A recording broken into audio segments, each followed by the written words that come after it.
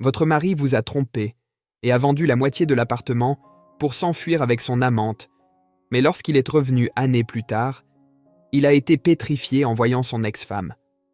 L'histoire suivante peut susciter de fortes émotions. Toute ressemblance avec des faits réels est pure coïncidence. Si vous aimez ce type de contenu, abonnez-vous à notre chaîne. Merci. Dans une matinée ordinaire, où les rayons du soleil s'infiltraient paresseusement à travers les rideaux blancs, Camille était assise à la table de la cuisine, une tasse de café chaud entre les mains. Elle observait Maxime, qui lui tournait le dos, en train de préparer le petit déjeuner. Le son du grille-pain et l'odeur du café fraîchement infusé n'étaient pas suffisants pour masquer la sensation croissante de malaise que Camille ressentait en regardant son mari. Elle remarqua comment les rides autour des yeux de Maxime s'étaient approfondies, comment ses mouvements étaient devenus plus décidés et moins joyeux. « Comment n'ai-je pas vu cela avant ?» murmura Camille pour elle-même, le doute tissant une toile d'incertitude dans son esprit. Il est vrai que le temps transforme tout, mais il y avait quelque chose de particulièrement dérangeant dans la façon dont Maxime semblait distant, même à quelques mètres de distance. Camille se souvenait de l'homme dont elle était tombée amoureuse, toujours prêt avec un mot gentil ou un sourire. Maintenant, ces souvenirs semblaient appartenir à une autre vie. La décision d'acheter un nouvel appartement avait mis en lumière de nouvelles tensions. Camille savait qu'il était temps de confronter l'éléphant dans la pièce. Elle posa sa tasse et croisa les bras pendant que Maxime se retournait, témoin de sa résolution. « Maxime, nous devons parler de l'acte de vente du nouvel appartement, » commença Camille, la fermeté dans sa voix masquant l'insécurité qu'elle ressentait à l'intérieur. « Je pense que, étant donné que nous avons tous les deux contribué de manière égale, il est logique que la propriété soit au nom des deux. C'est important pour moi. » Maxime, une tartine dans une main et le couteau à beurre dans l'autre, fronça les sourcils, l'irritation apparaissant sur son visage comme une tempête soudaine. « Camille, pourquoi en fais-tu tout un plat ? Nous sommes une famille. » « Peu importe au nom de qui est l'acte de vente, » répondit-il, sa voix s'élevant un peu plus qu'il ne l'avait prévu. Il frappa le couteau sur la table, un geste de frustration plus que de colère. « Mais cela m'importe, Maxime. C'est une question de principe, d'égalité. Ce n'est pas juste un bout de papier, » répliqua Camille, les mots sortant plus chauds et plus rapides, alimentés par une flamme de conviction. « Ce n'est pas une question de méfiance. C'est une question de justice. » Maxime soupira lourdement, passant une main dans ses cheveux, essayant clairement de contrôler son irritation. « Je ne vois tout simplement pas pourquoi cela devrait être un problème. Nous avons toujours tout partagé. Pourquoi cela devrait-il être différent ?» Camille s'approcha, posant la main sur la table pour réduire la distance entre eux. « Parce que c'est un symbole, Maxime. Un symbole que nous sommes ensemble, également. Ce n'est pas juste une maison, c'est notre foyer. Et je veux que nous soyons tous les deux dedans, pas seulement avec le cœur, mais légalement aussi. » Maxime la regarda, l'irritation laissant place à une compréhension réticente. Il posa le couteau et la tartine de côté, croisant les bras, réfléchissant aux paroles de Camille. « Peut-être as-tu raison, » admit-il enfin. « Peut-être que j'ai été trop rapide à rejeter tes sentiments. » Camille ressentit une vague de soulagement mêlé d'amour pour cet homme qui, malgré ses défauts, était toujours prêt à écouter et à reconsidérer. « Merci, Maxime. Cela signifie beaucoup pour moi, » dit-elle, un sourire timide se dessinant sur ses lèvres. Ensemble, ils terminèrent le petit déjeuner en silence, un silence plus confortable que tendu, chacun perdu dans ses pensées, mais réconforté par la résolution d'un conflit qui aurait pu les diviser, mais qui, au lieu de cela, les avait rapprochés encore plus. Alors que les restes du petit déjeuner étaient nettoyés, la conversation entre Camille et Maxime, qui avait commencé relativement paisiblement, prit un tour plus intense. L'air de la cuisine, autrefois parfumé par l'odeur du café et des tartines, était maintenant chargé de tension. Camille, sentant que son message précédent n'avait pas été complètement compris ou apprécié, décida d'adopter une approche plus directe. Si vraiment cela n'a pas d'importance à qui appartient l'acte de vente, pourquoi ne pas mettre l'appartement à mon nom ? Défia-t-elle, ses yeux fixés sur ceux de Maxime, cherchant en eux le moindre signe de compréhension ou de concession. Maxime, pris au dépourvu, s'étouffa avec le café qu'il buvait. « Camille, c'est inhabituel. Tu sais que ce n'est pas ainsi que les choses fonctionnent normalement, » répondit-il, sa voix trahie par une confusion palpable et un soupçon d'inconfort. « Mais pourquoi pas? Si c'est si insignifiant, pourquoi mon nom ne peut-il pas figurer sur le papier ?»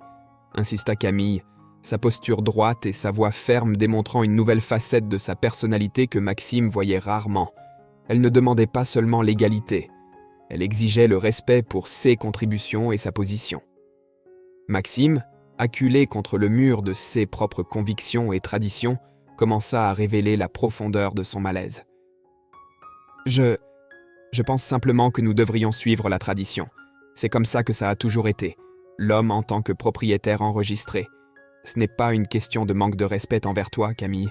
C'est juste comme ça que les choses se passent. » Camille croisa les bras, son expression s'adoucissant légèrement en réalisant la véritable étendue du défi qu'elle affrontait, non seulement pour changer un document, mais pour changer la mentalité même de son mari. « Maxime, le monde change, et nous devons changer aussi. Je ne peux pas accepter que c'est juste comme ça que les choses se passent. Ce n'est ni juste pour moi ni pour nous. » Maxime, conscient de la détermination et de la résistance de sa femme, une femme qu'il avait toujours vue comme conciliante et complaisante, commença à comprendre qu'il y avait quelque chose de significatif qui avait changé en elle. Cette nouvelle Camille était quelqu'un qui était non seulement prête à remettre en question les normes, mais aussi à se battre contre elles. « Je dois y réfléchir, » murmura-t-il enfin, se sentant désorienté par la force et la clarté de Camille. « Peut-être que tu as un point, mais c'est beaucoup à assimiler d'un coup. » Camille acquiesça, comprenant que de tels changements dans la dynamique de leur relation ne se produiraient pas du jour au lendemain. « D'accord, Maxime, mais réfléchis-y non seulement en tant que mon mari ou en tant qu'homme, mais en tant que mon partenaire. Nous sommes dans ce mariage ensemble et j'ai besoin que tu me vois comme ton égal sous tous les aspects. » Ils restèrent tous deux dans la cuisine, enveloppés non seulement par le silence qui suivit, mais aussi par une nouvelle compréhension que les bases de leur relation étaient en train d'être redéfinies. Camille, avec une nouvelle force dans son cœur, et Maxime, confronté à la réalité d'une épouse qui ne correspondait plus au cadre qu'il avait inconsciemment construit pour elle. La lumière de l'après-midi commençait à s'estomper lorsque Camille et Maxime s'assirent sur le canapé du salon, une pile de documents et de magazines éparpillés sur la table basse entre eux. Le débat qui commençait était comme une tempête qui se formait à l'horizon, avec Camille prête à défendre ses convictions sur l'égalité des sexes. « Maxime, nous devons comprendre que l'égalité de propriété de cet appartement n'est pas seulement une formalité. C'est le reflet de nos valeurs, de comment nous nous voyons l'un l'autre en tant que partenaires, » argumenta Camille avec une passion qui faisait vibrer sa voix de conviction. Maxime, mal à l'aise et cherchant clairement une issue à la discussion, se tourna vers un argument pratique. « Mais Camille, as-tu pensé au coût ? Enregistrer la propriété au nom de nous deux peut entraîner des impôts plus élevés. Ce n'est pas seulement une question d'égalité, c'est aussi une question financière. » Camille soupira, frustrée par l'approche de Maxime.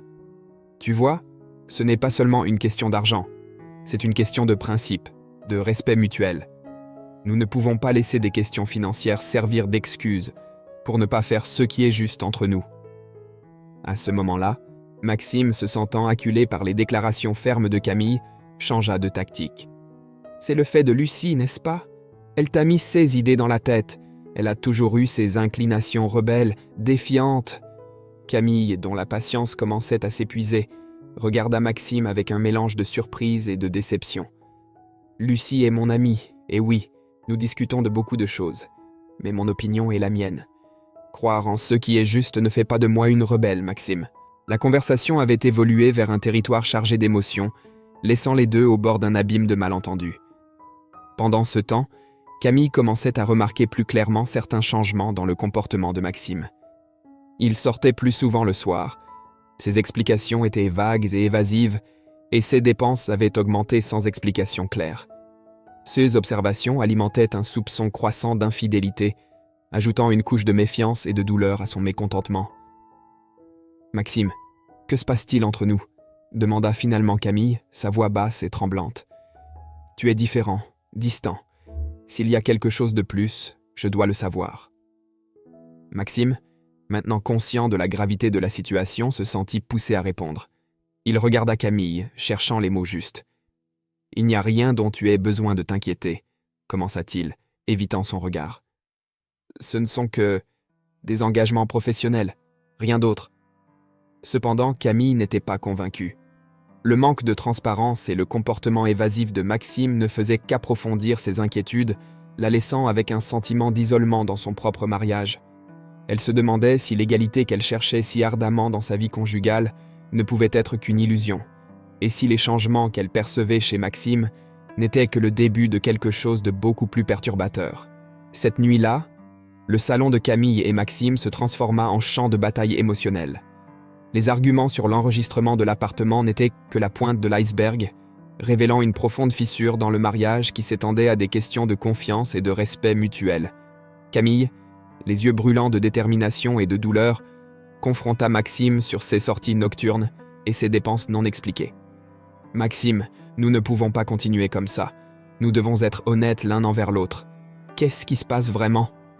Sa voix, bien que ferme, tremblait légèrement, trahi par la tension et la peur de la vérité qui pourrait éclater. Maxime, acculé par la pression de la situation et l'insistance de Camille, céda enfin. « Camille, moi, je vois quelqu'un d'autre, » avoua-t-il, évitant son regard. « C'est Élise. Ce n'était pas quelque chose que j'avais prévu. C'est arrivé. Et maintenant, je pense que la meilleure chose à faire est de vendre l'appartement et de suivre des chemins séparés. » La révélation tomba sur Camille comme une avalanche de glace, froide et implacable. À l'extérieur, elle garda un calme effrayant, mais à l'intérieur, elle se sentait comme si son monde s'effondrait. Les mots de Maxime résonnaient dans son esprit, chaque syllabe une lame qui déchirait le tissu de son mariage. Cependant, malgré le tourbillon d'émotions qui l'envahissait, Camille trouva en elle une force surprenante. « Non, » dit-elle simplement, sa voix claire et décisive coupant l'air lourd entre eux. « Je ne vais pas quitter cet appartement, c'est chez moi, et j'ai contribué autant que toi. Peu importe ce que tu as décidé de faire de ta vie, Maxime, je resterai ici. » Maxime la regarda, surpris par la résolution que Camille manifestait. Il réalisa, peut-être trop tard, qu'il avait sous-estimé la force de la femme avec qui il avait partagé tant d'années de sa vie. Dans les jours qui suivirent, Camille prit des mesures pratiques pour réaffirmer sa position. Elle consulta un avocat pour discuter de ses options légales et commença à réorganiser sa vie et ses finances pour pouvoir se soutenir de manière indépendante. À chaque pas, elle sentait le poids de la trahison de Maxime, mais aussi la légèreté d'une nouvelle autonomie qui émergeait. Au fil du temps, Camille commença à redéfinir son identité, non plus comme partie d'un couple, mais comme une femme forte et indépendante. Elle décora l'appartement avec de nouvelles couleurs et textures qui reflétaient ses préférences personnelles, marquant symboliquement sa nouvelle phase de vie. La décision de rester dans l'appartement et faire face aux conséquences de leur crise conjugale n'a pas été facile, mais s'est révélé être un témoignage de la détermination et de la résilience de Camille.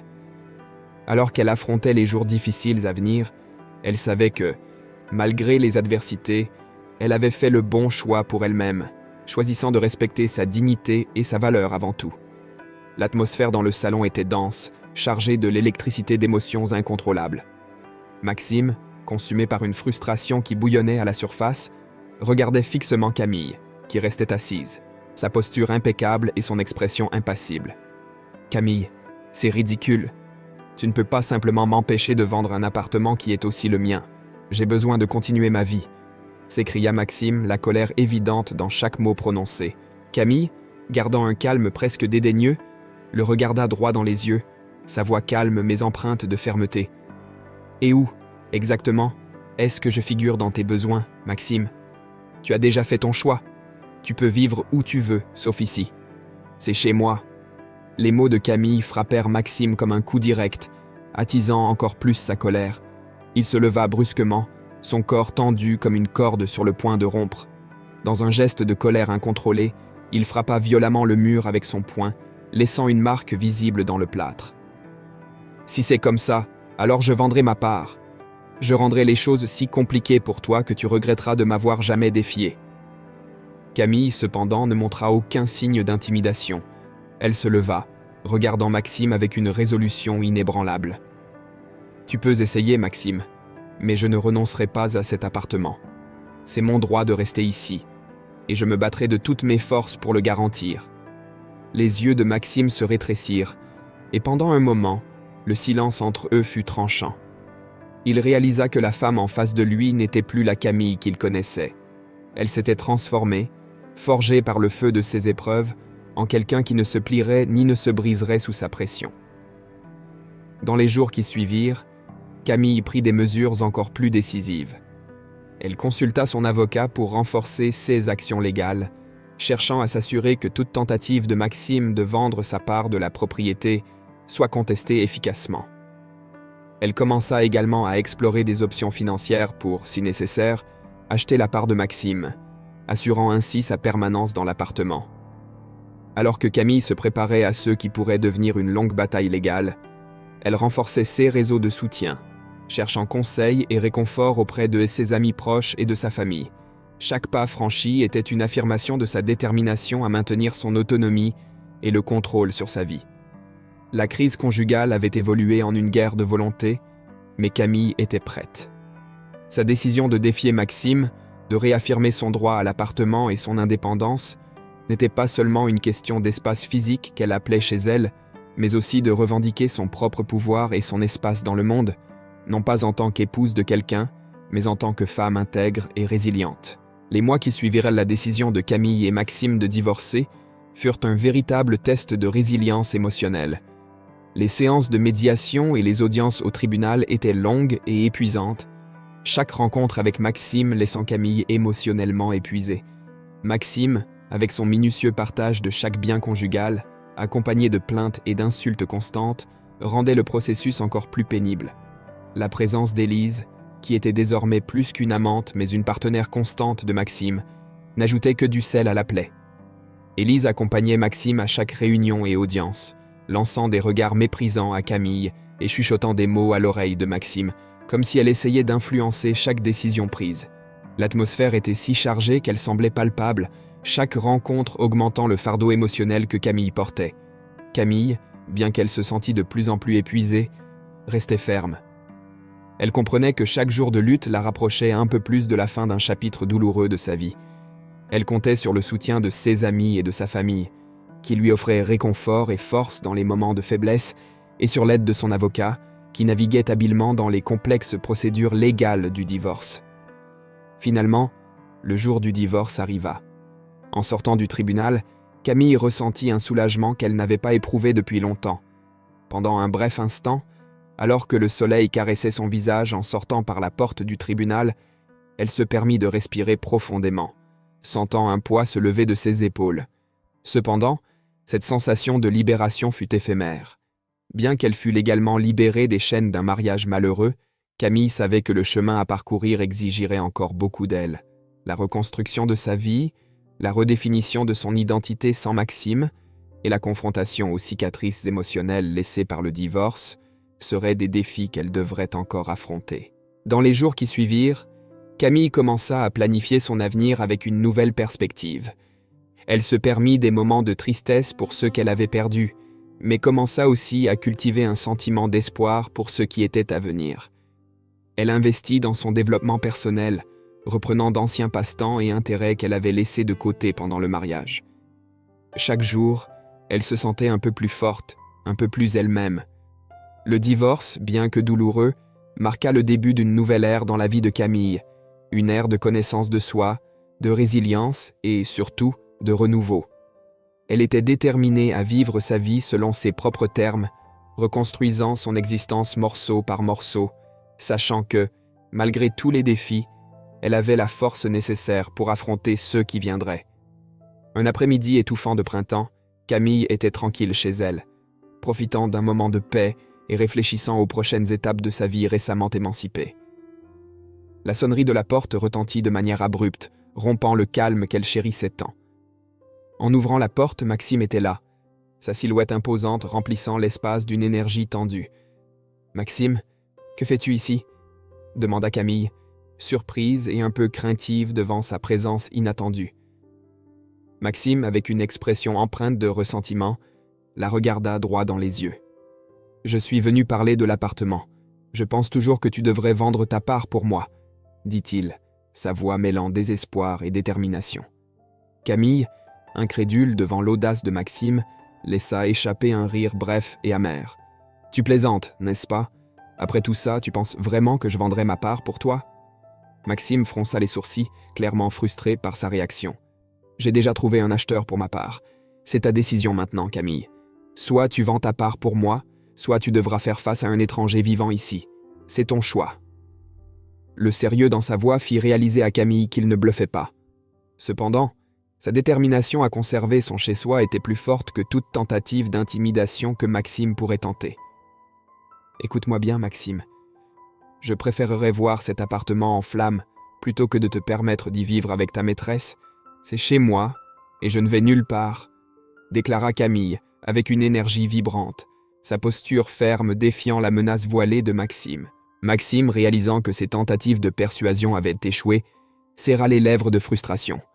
Sans un mot de plus à dire, il fit demi-tour pour partir, mais pas avant que Camille, avec une résolution implacable, ne claque la porte au nez de lui, mettant ainsi définitivement fin à la conversation. Dès que la porte se referma avec un bruit sourd, Camille s'appuya contre elle, son cœur battant fort sous l'adrénaline du conflit. Elle savait que les choses pourraient se compliquer avec un nouveau copropriétaire, mais elle était déterminée à affronter tous les défis pour préserver son autonomie et le contrôle sur son espace. Dans les semaines qui suivirent, Camille commença à se préparer à la possibilité de devoir faire face à un nouveau copropriétaire. Elle consulta à nouveau son avocat pour mieux comprendre ses options et ses droits légaux, déterminée à protéger son chez-soi à tout prix. Camille ne se battait pas seulement pour son appartement. Elle se battait pour sa paix intérieure et pour un sentiment de stabilité que Maxime avait tenté de déstabiliser. L'épisode a renforcé chez Camille l'importance de rester ferme face aux adversités, renforçant sa résolution de continuer à vivre sa vie selon ses propres termes, résiliente face aux défis et prête à défendre son foyer contre toutes les menaces, d'où qu'elles viennent. Après un week-end épuisant lors d'un voyage d'affaires, Camille est retournée à son appartement, espérant trouver confort et solitude dans son propre espace. En tournant la clé dans la serrure, elle espérait être accueillie par la tranquillité familière de son foyer. Mais au lieu de cela, elle fut surprise par des odeurs inconfondables d'ail et de tomates en train de cuire. Son cœur s'emballa, et un mélange de confusion et d'alarme l'envahit. Poussant la porte, elle entra prudemment. Sur la cuisinière, un homme de dos, habillé de façon décontractée, manipulait habilement une casserole. Il se retourna en entendant la porte se fermer et ses yeux rencontrèrent ceux de Camille. La surprise fut mutuelle et instantanée.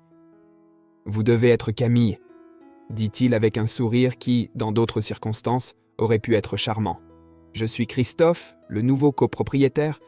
Maxime ne m'a pas mentionné que vous arriveriez aujourd'hui. » Camille, toujours debout avec son sac sur l'épaule et une expression perplexe, répondit « Comment êtes-vous entré ici? Que se passe-t-il? » « Ah, Maxime m'a vendu sa part de l'appartement, il m'a donné les clés.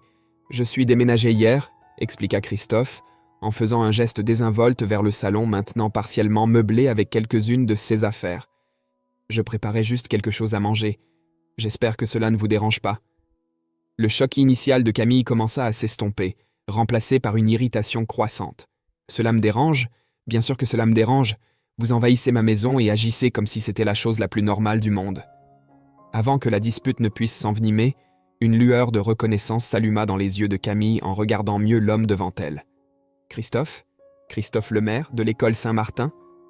Le sourire de Christophe s'élargit et il acquiesça de la tête. « Oui, exactement. Je n'aurais jamais imaginé que nous nous retrouverions ainsi. C'est une coïncidence surprenante, n'est-ce pas ?» La tension dans les épaules de Camille diminua légèrement. « C'est vraiment inattendu. Comment êtes-vous arrivé ici ?» S'asseyant à la table de la cuisine, Christophe invita Camille à le rejoindre. « Mangeons quelque chose. Je fais une sauce putanesca. Pendant que nous mangeons, je te raconte tout. » À contre-cœur, Camille accepta l'offre et s'assit, observant tandis que Christophe servait le dîner.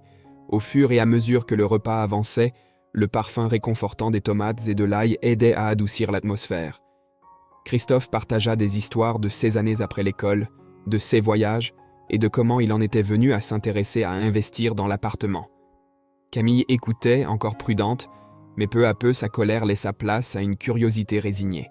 « Et vous » demanda Christophe. « Comment vous et Maxime en êtes-vous arrivés à être copropriétaires ? Maxime a parlé comme si vous étiez juste des amis partageant un espace. » Camille soupira, le poids de la situation retombant sur elle une fois de plus. « Ce n'est pas tout à fait ça. Nous étions mariés. Le divorce a été finalisé récemment, et les choses ont été compliquées. » Le regard de Christophe s'adoucit. « Je suis désolé pour ça, je n'avais aucune idée. » Au fil de la soirée, la présence inattendue de Christophe commença à se sentir moins comme une intrusion et plus comme une opportunité inattendue. Il était un lien avec un passé plus simple, et son approche décontractée de la vie offrait à Camille une nouvelle perspective. Avec le temps, elle commença à considérer que la présence de Christophe pourrait être exactement ce dont elle avait besoin pour avancer, pour guérir. Peut-être, juste peut-être, ce revirement bizarre pourrait être le début de quelque chose de bon. « Bon, il semble que nous allons être colocataires pour le moment, » dit-elle, enfin esquissant un petit sourire. « Essayons d'en tirer le meilleur parti. » Christophe leva son verre. « Aux rencontres inattendues et aux nouveaux départs, » proposa-t-il. Camille répéta le toast, son esprit encore tourmenté par les rebondissements de sa vie, mais désormais ouvert aux possibilités que chaque nouveau jour pourrait apporter. Au début, Camille et Maxime étaient simplement deux amis partageant des goûts similaires et fréquentant les mêmes cercles sociaux. Chaque rencontre fortuite entre eux était ponctuée de rires et de conversations significatives, dessinant lentement le contour d'une connexion plus profonde. Les après-midi passés ensemble dans des cafés locaux ou les longues promenades dans les parcs de la ville tissaient un lien spécial. Avec le temps, ce qui avait commencé comme une amitié simple s'est transformé en quelque chose de plus intense et émotionnellement riche. La connexion entre eux grandissait chaque jour, chaque conversation révélant de nouvelles facettes de l'autre. Maxime, avec son humour subtil et perspicace, et Camille, avec sa passion pour l'art et la culture, ont trouvé en l'autre une résonance rarement rencontrée. Chaque rencontre laissait un désir pour la suivante, et sans qu'ils s'en rendent compte, ils étaient profondément investis l'un dans l'autre. Lors d'un après-midi tranquille dans un charmant café, où Camille et Oliver se rencontraient souvent pour discuter d'idées et de projets, Oliver, avec une hésitation visible, a soulevé une révélation inattendue. « Camille, je dois te parler de Maxime. Nous nous connaissons depuis des années, à travers un groupe d'amis en commun. J'ai toujours eu mes réserves sur son caractère, » avoua-t-il clairement mal à l'aise. Camille sentait un mélange d'émotions, surprise, trahison, mais aussi un soulagement d'avoir pris ses distances avec Maxime avant que les choses n'aillent trop loin. « Je ne savais pas que vous vous connaissiez. Merci de me l'avoir dit, Oliver. Cela explique beaucoup de choses, » répondit-elle, essayant de digérer la nouvelle. La conversation prit une tournure lorsque Oliver, peut-être pour alléger le poids du moment, changea de sujet pour quelque chose de plus positif. « Camille, j'ai une proposition pour vous. Je lance un projet de rénovation d'un hôtel-boutique et j'aimerais que vous vous joigniez à moi en tant que designer principal. C'est la chance parfaite pour montrer vos compétences et vous faire un nom dans le domaine du design. » Enthousiasmée par l'opportunité, Camille accepta l'invitation avec empressement. « Cela semble incroyable, Oliver. Je suis vraiment excitée de commencer. Merci de penser à moi pour ce projet, » dit-elle, ressentant une vague d'énergie créative. Dans les mois suivants, Camille se consacra au projet de l'hôtel-boutique, chaque détail étant une preuve de ses compétences et de sa vision artistique. Elle se sentait revigorée et confiante, faisant enfin de grands pas vers la carrière qu'elle avait toujours souhaitée. Cependant, cette sensation de stabilité fut brièvement ébranlée par la réapparition inattendue de Maxime. Il la chercha dans son nouveau studio de design, un espace qu'elle avait aménagé comme un sanctuaire de créativité et d'innovation. Maxime, visiblement secoué et plus humble, vint avec une demande de réconciliation. « Camille, je sais que j'ai beaucoup de torts. Ma relation avec Élise est terminée, et cela m'a fait réaliser à quel point je vous apprécie. J'ai changé, et je suis là pour te demander une autre chance, » dit-il, sa voix chargée d'un désespoir sincère. Camille, cependant, resta ferme. Bien que les paroles de Maxime la touchassent, la douleur et la croissance qu'elle avait connues ces derniers temps avaient façonné une nouvelle perception d'elle-même et de ce qu'elle attendait de la vie. « Maxime, ce que nous avons eu était important, mais c'est fini. Je suis dans un nouveau chapitre maintenant et sincèrement, je vous souhaite tout le meilleur. » mais il n'y a pas de place pour nous revenir en arrière, expliqua-t-elle avec un mélange de fermeté et de gentillesse. Maxime, vaincu, accepta sa réponse et partit, laissant Camille avec ses pensées. Elle regarda autour d'elle dans son studio, chaque élément étant un reflet de son parcours et de son indépendance affirmée. Malgré le bref tumulte émotionnel, elle se sentait sûre de sa décision, prête à continuer son chemin, non seulement comme une designer talentueuse, mais aussi comme une femme pleinement épanouie. Maxime resta seul dans son appartement vide, les murs résonnant du silence de sa solitude. Sur l'écran devant lui, l'image de Camille brillait, entourée de lumière et entourée par une foule qui la célébrait. Son succès était indiscutable, son talent incontestable. Elle parlait avec une passion débordante, et son bonheur était palpable, même à travers la froideur de l'écran. Chaque mot qu'elle disait sur le dépassement et l'indépendance frappait Maxime comme un coup, lui rappelant l'abîme qui existait maintenant entre ceux qu'ils avaient été et ce qu'il était devenu. L'interview se poursuivait, et chaque éloge adressé à Camille était comme du sel sur les plaies ouvertes de Maxime. Il avait vu, d'une position privilégiée, sa croissance, depuis les jours d'incertitude jusqu'à ce moment de triomphe. Et maintenant, en la regardant comme une étrangère, il ressentait un mélange tourmenté de fierté et de douleur. Il y avait de la fierté pour ce qu'elle avait accompli, mais une douleur profonde pour le rôle qu'il avait lui-même joué en la poussant loin de lui. La solitude de Maxime n'était pas seulement physique, c'était une solitude émotionnelle, un isolement qui s'approfondissait avec la reconnaissance de ses fautes. Les amis qu'il partageait avaient choisi le côté de Camille après la séparation, laissant Maxime sur la touche, un paria dans son propre cercle. Les heures étaient longues et les jours s'écoulaient lentement, chacun rempli de réflexions douloureuses sur ses choix passés. Chaque décision précipitée, chaque mot rude, chaque moment d'égoïsme semblait maintenant le hanter. Il se souvenait des moments où Camille cherchait son soutien, et lui, aveuglé par sa propre arrogance, avait échoué à maintes reprises. Les souvenirs de leurs disputes, des expressions de douleur sur le visage de Camille, étaient maintenant des fantômes qui le poursuivaient, se répétant dans un cycle interminable de regrets. Les nuits étaient les pires. Dans l'obscurité de sa chambre, Maxime restait éveillé, l'image de Camille heureuse et épanouie contrastant cruellement avec sa propre misère. Il imaginait ce que ça aurait pu être s'il avait choisi différemment, s'il avait valorisé ceux qu'ils avaient, plutôt que de risquer tout pour un caprice passager. Le poids du « et si » était écrasant, et le regret qu'il ressentait n'offrait aucun réconfort, seulement un rappel constant de ses erreurs. Parfois, Maxime envisageait de parler à Camille, de demander pardon, d'essayer d'expliquer, non pas pour la reconquérir, mais pour alléger le poids sur son propre âme. Mais chaque fois qu'il attrapait le téléphone, une nouvelle vague de réalité le frappait. Camille avait avancé. Elle avait construit une nouvelle vie, riche et épanouissante sans lui.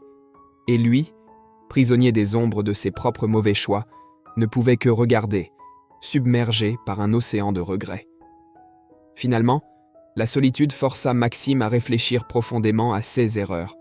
Ce n'était pas seulement la perte de Camille qui le tourmentait, mais la compréhension tardive qu'il avait perdue plus qu'une partenaire. Il avait perdu une partie de lui-même qu'il ne pourrait peut-être jamais récupérer. La compréhension qu'il devait changer était claire, mais le chemin vers ce changement était jonché d'incertitudes.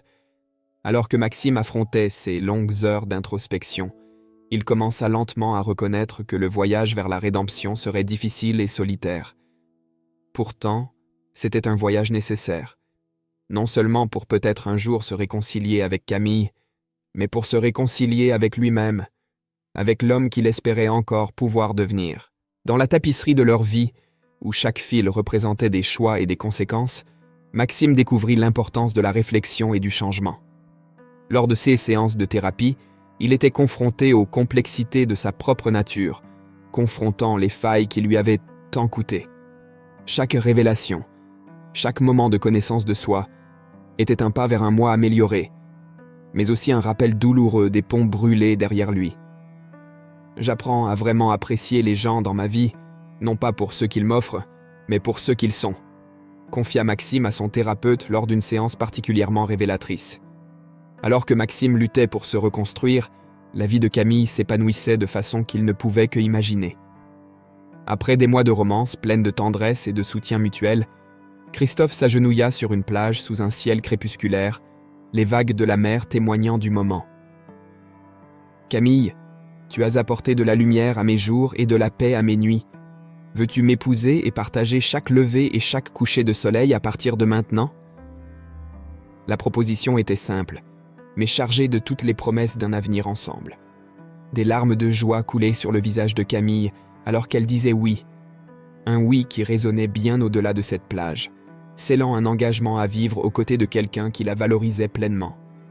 La cérémonie de mariage fut intime, une célébration délicate de l'amour et de la résilience de l'esprit humain, entourée d'amis et de familles qui témoignaient non seulement de l'union de deux cœurs, mais aussi du triomphe de Camille sur les ombres d'un passé douloureux. Après le mariage, Camille et Christophe ont acheté un nouvel appartement, un espace vaste et lumineux où ils planifiaient de fonder une famille. Parallèlement, Camille a ouvert son propre studio de design, qui s'est rapidement démarqué par son travail novateur et durable. La vie du couple était une joyeuse mélodie d'amour, de rire et de succès, contrastant vivement avec la solitude que Maxime affrontait. Maxime, quant à lui, regardait de loin, ses visites chez le thérapeute lui offrant une perspective claire sur ce qu'il avait perdu. Elle était tout ce dont j'avais besoin, et je l'ai laissé filer entre mes doigts en ne sachant pas apprécier ce que nous avions, réfléchissait-il, la douleur de ses erreurs passées façonnant ses nuits dans le silence et la réflexion.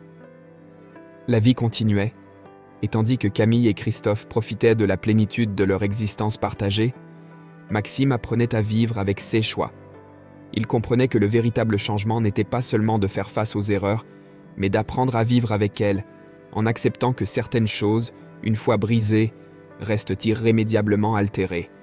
Au crépuscule d'un jour ordinaire, alors qu'il observait le coucher du soleil, Maxime réfléchissait à son parcours. Le soleil descendait lentement, teintant le ciel de couleurs rappelant à la fois la beauté et la transitoire du temps. Le pardon n'est pas seulement ce que nous recevons, mais ce que nous nous accordons à nous-mêmes, pensait-il.